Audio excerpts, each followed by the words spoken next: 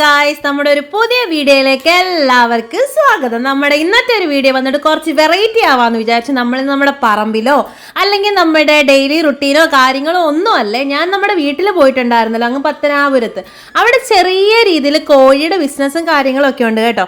അപ്പോൾ ഈ ഒരു വീഡിയോ നിങ്ങൾക്ക് കൂടി വേണ്ടിയിട്ട് ഷെയർ ചെയ്യാൻ വേണ്ടിയിട്ടാണ് ഞാനിത് ചെയ്തിട്ടുണ്ടായിരുന്നത്. അപ്പോൾ നമ്മുടെ വീട്ടിൽ കുറേ കോഴികളുണ്ട്. ഇത് നമ്മൾ പുറത്തുനിന്ന് അങ്ങനെ വാങ്ങിക്കുന്നോ എടുക്കുന്നോ ഒന്നുമല്ല, നമ്മുടെ വീട്ടിൽ തന്നെ ഇൻക്യുബേറ്ററിനകത്ത് മുട്ടകൾ വെച്ച് വിരിയിച്ചെടുക്കുന്നതാണ്. അപ്പോൾ അതിൻ്റെയൊക്കെ കുറച്ച് ഡീറ്റെയിൽ ആയിട്ട് നിങ്ങൾക്കും കൂടി ഇന്ന് കാണിച്ചു തരാമെന്ന് വെച്ചിട്ടാണ് ഞാൻ ഈ ഒരു വീഡിയോ ചെയ്യുന്നത്. അങ്ങനെ ആ നിൽക്കുന്ന ഒരു കോഴിയെ കണ്ടാൽ നമ്മുടെ കൂട്ടിൽ അത് കയറത്തതേ ഇല്ല. അത് എപ്പോഴും നമ്മുടെ വീടിനുള്ളിൽ എപ്പോഴും സേഫ് ആയിരിക്കും. ആ ഒരാൾ മാത്രം കൂട്ടി കയറത്തില്ല, ഇങ്ങനെ എവിടെയെങ്കിലുമൊക്കെ പാറയും തിരിഞ്ഞും ഒക്കെ നടക്കും. അങ്ങനെ ഞാൻ വീഡിയോ എടുത്തുകൊണ്ടിരുന്നപ്പോഴാണ് നമ്മുടെ വീടിന് അടുത്തുള്ള ഒരു അങ്കിള് നമ്മുടെ വീട്ടിലെ കോഴിയെ വാങ്ങിക്കാൻ വന്നത്. അതും അങ്കിളിന് വേണ്ടിയിരുന്നത് പൂവൻ കോഴികളെ മാത്രമായിരുന്നു കേട്ടോ.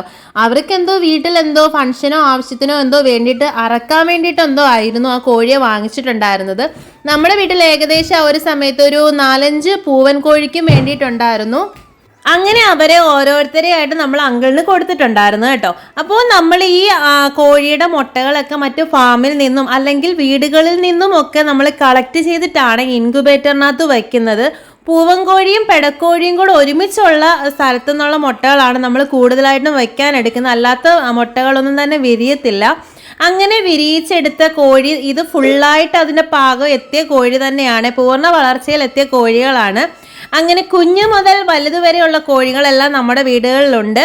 അപ്പോൾ ആർക്കെങ്കിലും ആവശ്യമുള്ളവരുണ്ടെന്നുണ്ടെങ്കിൽ നമ്മളെ കോൺടാക്റ്റ് ചെയ്യുക. ഒരുപാട് കോഴികളെ കൊടുക്കാനുണ്ട് കേട്ടോ.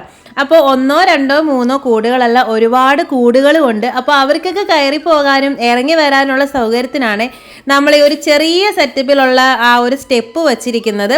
പല കൂടുകളിലെ പല സെക്ഷനിലും ഓരോ തരത്തിലുള്ള ഓരോ പ്രായത്തിലുള്ള കോഴികളെയാണ് നമ്മൾ സെറ്റ് ചെയ്തിട്ടിരിക്കുന്നത്. പല വെറൈറ്റികളായിട്ടുള്ള പല ടൈപ്പുള്ള കോഴികളുണ്ട്. കരിങ്കോഴി, കാടക്കോഴി, അങ്ങനെയുള്ള പല പല രീതിയിലുള്ള കോഴികളുണ്ട് കേട്ടോ. അങ്ങനെ നമ്മൾ ഓരോ കോഴികളെ അവർക്ക് വേണ്ടിയിട്ട് കൊടുക്കുകയാണ്. ഇങ്ങനെ നമ്മുടെ വീട്ടിൽ പലരും വന്നിങ്ങനെ കോഴികളെ വാങ്ങിക്കാറുണ്ട് കേട്ടോ. ഒരാളോ 2 പേരോ ഒന്നും മാത്രമല്ല. അതുപോലെ തന്നെ മുട്ടകളും നമ്മൾ ഈ കോഴിയിൽ നിന്ന് കിട്ടുന്ന മുട്ടകളും നമ്മൾ കൊടുക്കാറുണ്ട്. നാടൻ കോഴികളാണ് കേട്ടോ എല്ലാവരും ഉള്ളത്. അല്ലാതെ ബ്ലോക്ക് കോഴി അല്ലെങ്കിൽ വെള്ളക്കോഴി അങ്ങനെയുള്ള ഒരു കോഴികൾ, ഇറച്ചിക്കോഴി അങ്ങനെയുള്ള കോഴികളല്ല നമ്മൾ ചെയ്യുന്നത്. നാടൻ കോഴികളെയാണ് ഇവിടെ ചെയ്യാറുള്ളത്. ഇതൊക്കെയെന്ന് പറഞ്ഞാൽ ഓരോ ഇനത്തിലുള്ള ഓരോ കോഴികളാണ്. അതുപോലെ ഇവരുടെ ഫുഡിൻ്റെ കാര്യം പറയാനാണെന്നുണ്ടെങ്കിലും അത് ഓരോ സെക്ഷൻ തിരിച്ചാണ് കേട്ടോ നമ്മൾ ഇവർക്ക് ഫുഡുകൾ കൊടുക്കുന്നത്. വലിയ കോഴി, കുഞ്ഞു കോഴി, കാടക്കോഴി, ഇവർക്ക് ഓരോരുത്തർക്കും ഓരോ ഫുഡുകളാണ്. അതിൻ്റെ ഒരു ഡീറ്റെയിൽ ഞാൻ നിങ്ങൾക്ക് പറഞ്ഞു തരാം കേട്ടോ. ആർക്കെങ്കിലും ഒക്കെ യൂസ്ഫുൾ ആവുന്നെങ്കിൽ ആയിക്കോട്ടെ എന്ന് വെച്ചിട്ടാണ്. നമ്മൾ സാധാരണ ഒരു മുട്ട വെച്ച് വിരിഞ്ഞ് ആ ഒരു കോഴി വരുന്ന ഒരു ടൈമിലുണ്ടല്ലോ, അങ്ങനെയുള്ള കുഞ്ഞുങ്ങൾക്ക് നമ്മൾ സ്റ്റാർട്ടറാണ് കേട്ടോ കൂടുതലായിട്ടും കൊടുക്കാറുള്ളത്. കാരണം അവർക്ക് കൊത്തി തിന്നാനൊക്കെയുള്ള ബുദ്ധിമുട്ടും കാര്യങ്ങളൊക്കെ കാരണം നമ്മൾ അങ്ങനെയുള്ള കോഴികൾക്ക് സ്റ്റാർട്ടർ എന്നാണ് കേട്ടോ പറഞ്ഞത്. അതായത് വിരിഞ്ഞ് വരുന്ന കോഴികൾക്ക്, അങ്ങോട്ട് ഇന്ന് ജനിച്ചങ്ങോട്ട് വരുന്ന കോഴികൾക്ക് നമ്മൾ സ്റ്റാർട്ടറാണ് കൊടുക്കാറുള്ളത്. അത് ഏകദേശം 1 മന്തൊക്കെ ആയി കഴിയുമ്പോഴത്തേക്ക് നമ്മൾ പിന്നെ അവർക്ക് കൊടുക്കാൻ പോകുന്നതെന്ന് വെച്ചാൽ ഗ്രോബർ എന്ന് പറയുന്ന ഒരു ഫുഡാണ്. ഇതെല്ലാം നമ്മൾ സത്യം പറഞ്ഞാൽ ഇവിടെ ഇതിൻ്റെ ഒരു ഷോപ്പ് ഉണ്ട്, അവിടെ പോയി നമ്മൾ ബൾക്കായിട്ടാണ് എടുക്കുന്നത്. നമ്മൾ ഈ കൂടുതൽ ബിസിനസ് കാര്യങ്ങളൊക്കെ ചെയ്യുന്നവർ ബൾക്കായിട്ട് എടുക്കുന്നവർക്കാണ് ലാഭം. അങ്ങനെ ആ 1 മാസം കഴിഞ്ഞിട്ട് പിന്നെ അതൊക്കെ ഒരു 2 മാസത്തിനകമൊക്കെ ഏകദേശം ആകുമ്പോഴത്തേക്ക് മുട്ടയിടാൻ തുടങ്ങും.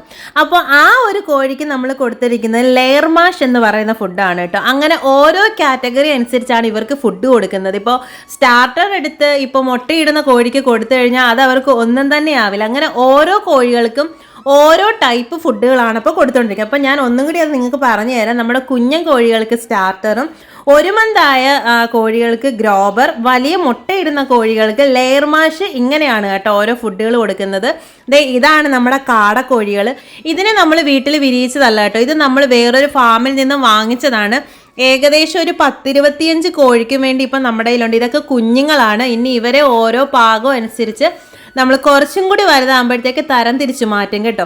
ഇവർക്കും സ്പെഷ്യൽ ഫുഡുണ്ട്. നമ്മൾ സാധാരണ കോഴികൾക്ക് കൊടുക്കുന്ന ഫുഡല്ല ഇവർക്ക് കൊടുക്കുന്നത് കേട്ടോ. കാടക്കോഴികൾക്ക് പ്രത്യേക ഫുഡാണ്. അത് കൊയ് റെയിൽ ലെയർ മാഷ് എന്നാണ് കേട്ടോ പറയാറുള്ളത്. ഇങ്ങനെ ഓരോ കാറ്റഗറിയിലാണ് നമ്മൾ ഫുഡ് കൊടുക്കുന്നത്. അപ്പോൾ രാവിലെ ആയിരുന്നു അങ്കിൾ വന്നിട്ടുണ്ടായിരുന്നത്. അതുകൊണ്ട് തന്നെ നമ്മൾ രാവിലെ കോഴികളൊന്നും തുറന്ന് വിട്ടിട്ടുണ്ടായിരുന്നില്ല. കാരണം പൂവൻ കോഴിയെ പിടിക്കേണ്ട ഒരു ആവശ്യമുള്ളത് കൊണ്ട് ഇതുങ്ങളെയൊക്കെ നമ്മൾ തുറന്നു വിടുന്നത് പെൻഡിങ്ങിൽ വെച്ചിട്ടുണ്ടായിരുന്നു കേട്ടോ. അപ്പോൾ ആ ഒരു കോഴിയൊക്കെ നമ്മൾ കൊടുത്തു കഴിഞ്ഞതിന് ശേഷം നമ്മൾ ഓരോ കൂടായി ഓരോ സെക്ഷനിലാണല്ലോ നമ്മുടെ കോഴികളെല്ലാം ഇട്ടിരിക്കുന്നത്. അപ്പോൾ ഓരോരുത്തരെയായിട്ട് ഇങ്ങനെ നമ്മുടെ കൂടുകളിൽ നിന്ന് തുറന്നു കൊടുക്കുകയാണ്. ഈ കോഴിക്കൂടെല്ലാം നമ്മൾ തന്നെ വീട്ടിൽ ചെയ്തതാണ് കേട്ടോ. ഇതെല്ലാം ചാച്ചൻ തന്നെ ചെയ്തതാണ്. ഈ ഒരു കാര്യമൊക്കെ നോക്കി നടത്തുന്നത് ചാച്ചൻ തന്നെയാണ്. അപ്പോൾ നമ്മൾ ഇതെല്ലാവരും നമ്മൾ വിരിയിച്ചെടുത്തതാണ്. നമ്മൾക്ക് താറാവുണ്ട്, കുഞ്ഞൻ കോഴികളുണ്ട്, കരിങ്കോഴികളുണ്ട്, അങ്ങനെ പല വെറൈറ്റികളായിട്ടുള്ള പല രീതിയിലുള്ള കോഴികളുണ്ട്. ഇപ്പോൾ ദേ രാവിലെ ഒരു മുട്ട കിട്ടിയിട്ടുണ്ടായിരുന്നു. ഇതിനകത്തുള്ള മിക്ക ആൾക്കാരും മുട്ടയിടുന്നതാണ്. പക്ഷെ പലർക്കും പല ടൈമാണ്. ഇതിപ്പോൾ രാത്രിയിൽ മറ്റോ ഇടുന്ന കോഴിയുടെ ഒരു മുട്ടയാണ് ഇപ്പം നമുക്ക് കിട്ടിയിട്ടുണ്ടായിരുന്നത്. ഇപ്പോൾ ഈ ഒരു സെക്ഷനിലുള്ള ആൾക്കാരൊക്കെ എന്ന് പറയുമ്പോൾ മുട്ടയിടുന്ന ആൾക്കാരാണ്. അതേ അടുത്ത കോഴിക്കോട് നമ്മൾ തുറന്ന് വിടുന്നുണ്ട്. അവർക്ക് കയറി പോകാനുള്ള എന്തൊരു ഈസി ആയിരുന്നു നോക്കിയൊക്കെ ആ ഒരു സ്റ്റെപ്പ് വെച്ചിരിക്കുന്നത്. ഇത്രയും പൊക്കത്തിൽ നമ്മളിവിടെ കോഴിക്കോട് വെച്ചിരിക്കുന്നത് എന്തിനാന്ന് വെച്ചാൽ ഇവിടെ പട്ടിയുടെയും പന്നിയുടെയൊക്കെ ഭയങ്കര ശല്യങ്ങൾ ഉണ്ടായതുകൊണ്ടാണ് കേട്ടോ നമ്മളിങ്ങനെ ഇത്രയും പൊക്കത്തിൽ വെച്ചിരിക്കുന്നത്. അത് കഴിഞ്ഞിട്ടാണ് നമ്മൾ ഈ ഒരു 4 സൈഡും എത്തിച്ച് മതിൽ കെട്ടിയിരിക്കുന്നത്. അങ്ങനെ പകുതി ഭിത്തി കെട്ടി കൊടുത്തിട്ട് ബാക്കി നമ്മൾ ഫുള്ള് നെറ്റ് ഇട്ടിരിക്കുകയാണ്. അതുകൊണ്ട് ഇവരുടെ ശല്യം നമുക്ക് കുറവാണ്. എന്നാലും ഇത് നെറ്റൊക്കെ ഇടുന്നതിന് മുമ്പിനെ നമ്മൾ ചെയ്ത കൂടായിരുന്നു ഇത്.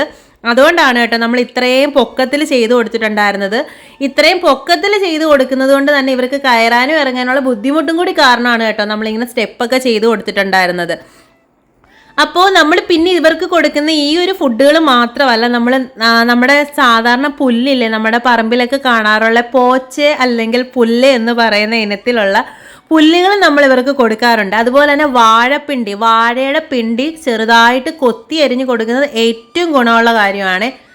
മുട്ടയൊക്കെ ഇടാനും ഇവരുടെ ആ ഒരു ആരോഗ്യത്തിനും ഹെൽത്തിനും ഒക്കെ വേണ്ടിയിട്ട് നമ്മൾ ആ ഒരു നമ്മുടെ വാഴയുടെ പിണ്ടി ചെറിയ രീതിയിൽ കൊത്തിപ്പൊടിച്ച് അരിഞ്ഞിട്ട് കൊടുക്കാറുണ്ട്. അതുപോലെ തന്നെ ഇവരുടെ ആ ഒരു മുട്ട വിരിഞ്ഞ് ആദ്യത്തെ ഒരാഴ്ചയ്ക്കകം ഇവർക്ക് വാക്സിൻ എടുക്കേണ്ടതുണ്ട്. അത് ഇഞ്ചക്ഷനോ കാര്യങ്ങളോ ഒന്നുമല്ല, അതൊരു മരുന്നാണ് കേട്ടോ. അതൊരു മരുന്നായിട്ടാണ് കിട്ടുന്നത്. ആ ഒരു വാക്സിൻ നമുക്ക് ഇവർക്ക് തുള്ളി പോലെ കൊടുക്കും. അതല്ലെന്നുണ്ടെങ്കിൽ ഇവരുടെ ആ ഒരു മുഖത്തിൻ്റെ, അതായത് ആ ചുണ്ടിൻ്റെ ഭാഗത്തൊക്കെ ചെറിയ രീതിയിൽ ഇങ്ങനെ ഓരോരോ കുരുപ്പുകൾ പോലെ വന്ന് നിൽക്കും. അതൊക്കെ ഒഴിവാക്കാൻ അവർക്ക് പൂർണ്ണ ആരോഗ്യത്തോടെ വളരാനും വേണ്ടിയിട്ടാണ് കേട്ടോ നമ്മൾ ആ ഒരു ടൈമിൽ വാക്സിൻ കൊടുക്കുന്നത്. ആ ഒരു പർട്ടിക്കുലർ ടൈമിൽ നമ്മൾ ആ വാക്സിൻ കൊടുത്തില്ല എന്നുണ്ടെങ്കിൽ ഉറപ്പായിട്ട് ആ ഒരു കുരുപോലുള്ള ആ ഒരു ചെറിയ രീതിയിലുള്ളത് കാണപ്പെടും. ചെറിയ തോതിലൊക്കെ അതവർക്ക് ബുദ്ധിമുട്ടും ചിലപ്പോൾ അവർക്ക് മരണം വരെ സംഭവിക്കാനുള്ള കാരണങ്ങളും ഉണ്ടാക്കാറുണ്ട്. അതുകൊണ്ട് നമ്മൾ ആ വാക്സിൻ പ്രോപ്പറായിട്ട് തന്നെ കൊടുക്കണം. പിന്നെ നമ്മുടെ ആ മുറ്റത്ത് ഒരു ചെറിയൊരു ടാങ്ക് വെച്ചിട്ടുണ്ട്. അത് ഇവർക്ക് വെള്ളം കുടിക്കാനും, പിന്നെ നമ്മൾക്ക് താറാവിന് എപ്പോഴും ആ ഒരു വെള്ളം വെച്ച് കൊടുക്കണമല്ലോ. കാരണം ഏറ്റവും കൂടുതൽ താറാവൊക്കെ ആ ഒരു വെള്ളത്തിനാണ് ഏറ്റവും കൂടുതൽ ചിലവഴിക്കുന്നത്. അപ്പോൾ നമ്മൾ കാടക്കോഴിക്ക് ഫുഡും കാര്യങ്ങളൊക്കെ കൊടുക്കണം. ഈ ഒരു വൈറ്റ് കാടക്കോഴിയെ സത്യം പറഞ്ഞാൽ ഞാൻ ഫസ്റ്റ് ടൈമാണ് കേട്ടോ കാണുന്നത്.